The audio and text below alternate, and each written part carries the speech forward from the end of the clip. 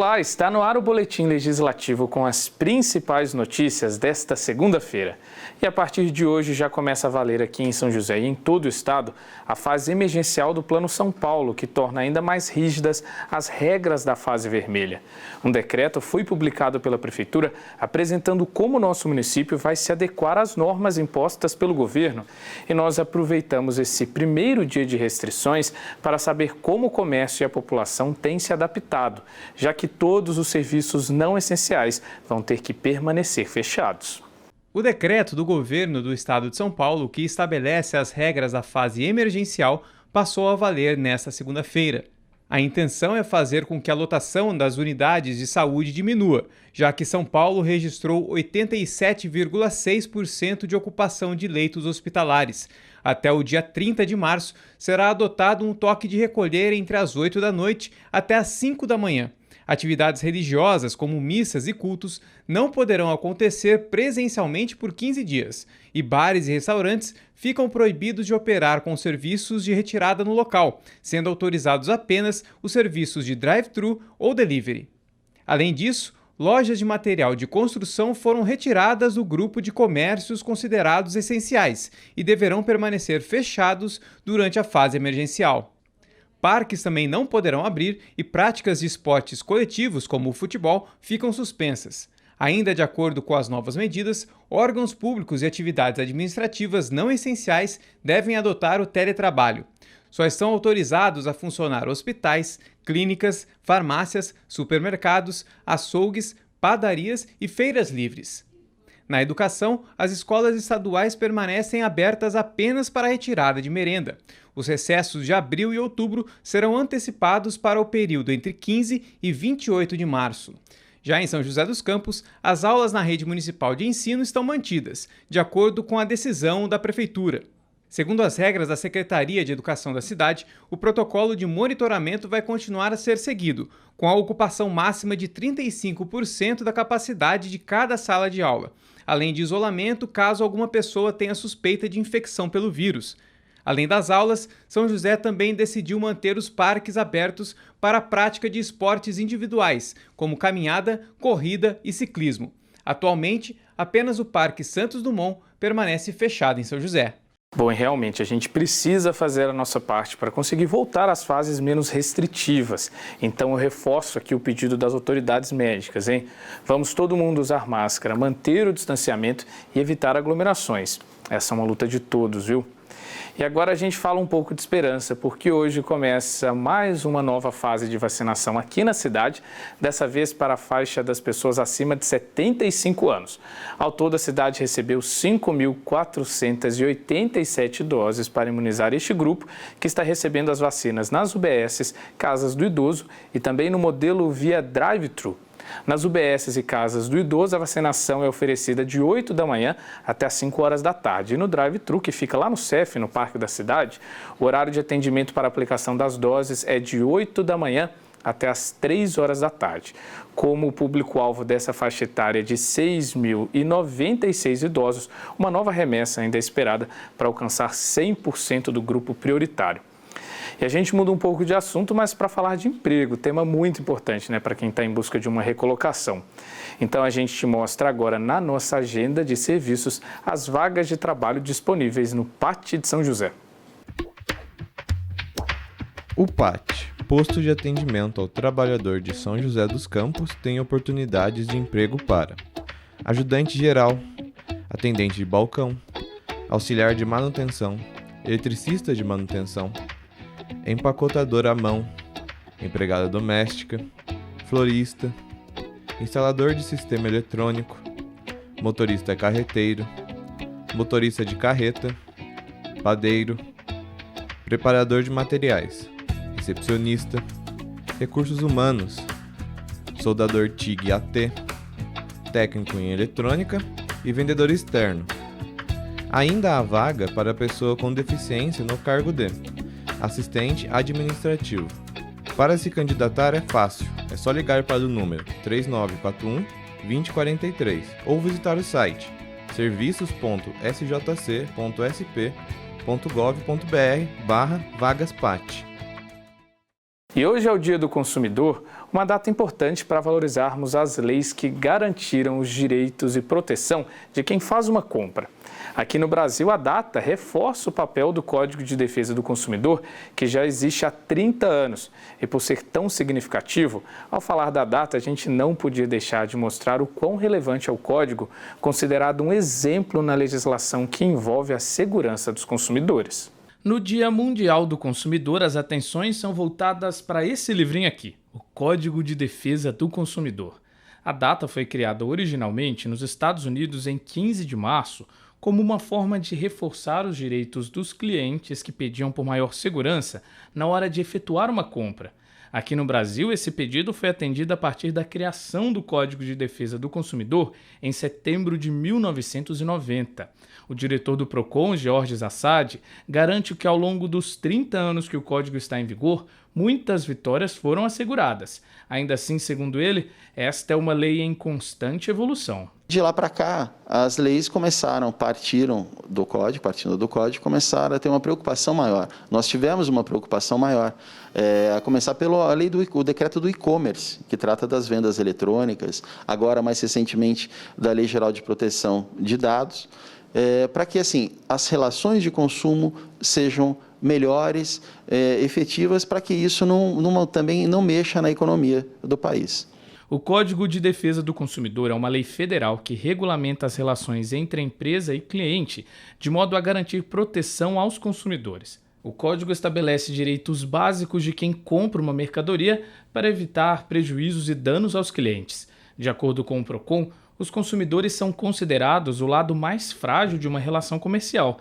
Dessa forma, a legislação garante o direito à informação prévia e detalhada, possibilidade de troca e mecanismos de denúncias. A primeira grande previsão, depois do advindo do Código de Defesa do Consumidor, é a lei que começou a estipular que os estabelecimentos comerciais devam apresentar os seus preços em etiquetas ou em placas para que os consumidores não precisassem fazer perguntas para vendedor e não fossem surpreendidos no momento do pagamento, né? Que eles tivessem realmente plenas condições de fazer as escolhas para fazer as compras, efetuar as compras. Essas estipulações todas nessas relações de consumo começaram com o advento do Código, que surgiu a partir da Constituição de 88. Uma das maneiras de garantir o cumprimento da legislação a favor dos consumidores é por meio das denúncias. Neste sentido, o PROCON é o órgão responsável por apurar se uma empresa cometeu alguma infração e buscar meios para resolver o problema.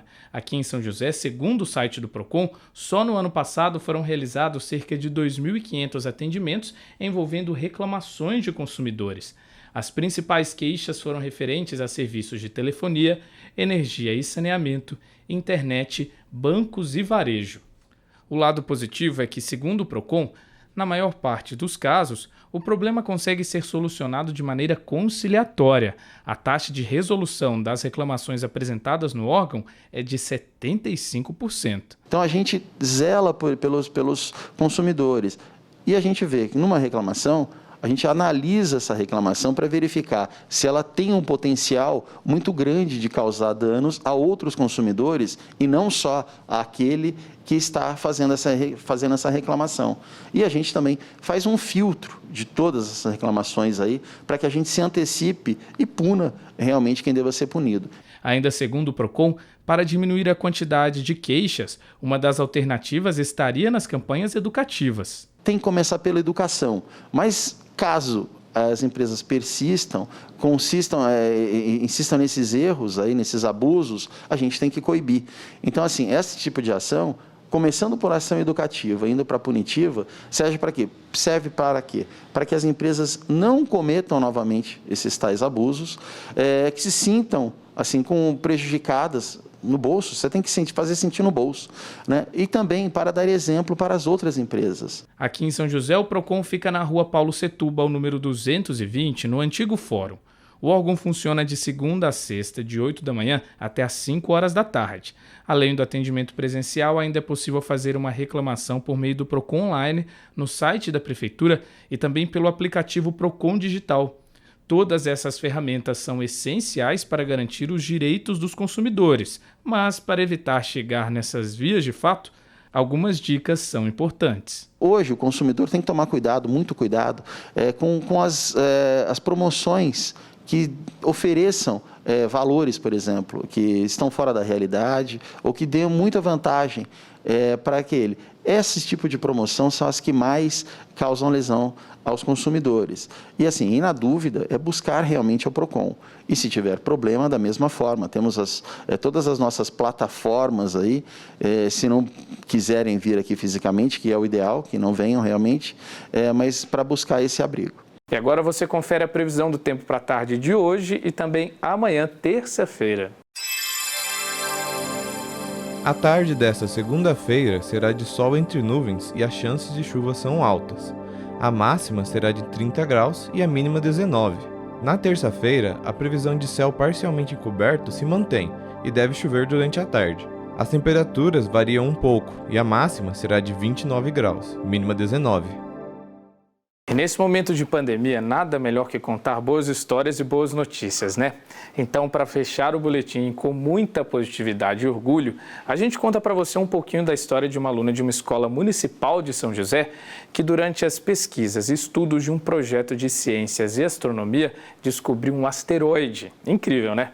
Pegando o gancho no talento dessa estudante, a gente ainda te mostra outros exemplos de meninas que vêm se destacando na área das ciências exatas aqui na cidade. O único contato da jovem Micaele com a astronomia era assim, observando o céu pela janela. Mas tudo se transformou quando a estudante se mudou de Pernambuco para São José dos Campos em 2017. Incentivada por uma professora da Escola Municipal Elizabeth de Paula, ela começou a participar de Olimpíadas de Astronomia e, a partir daí, pôde observar com maior proximidade e nitidez a Lua, o Sol e as estrelas.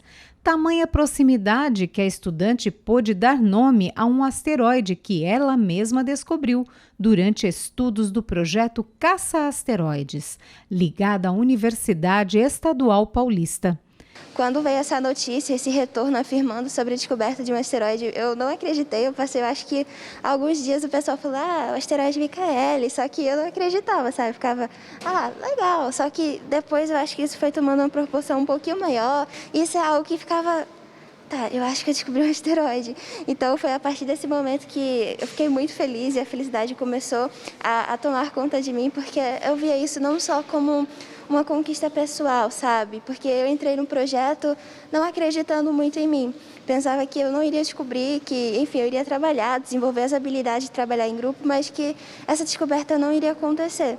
A afinidade de Micaele com a astronomia é tão grande que ela começou a participar de outro projeto, chamado Sem Parar, que tem como objetivo ajudar e incentivar meninas em estudos na área da ciência.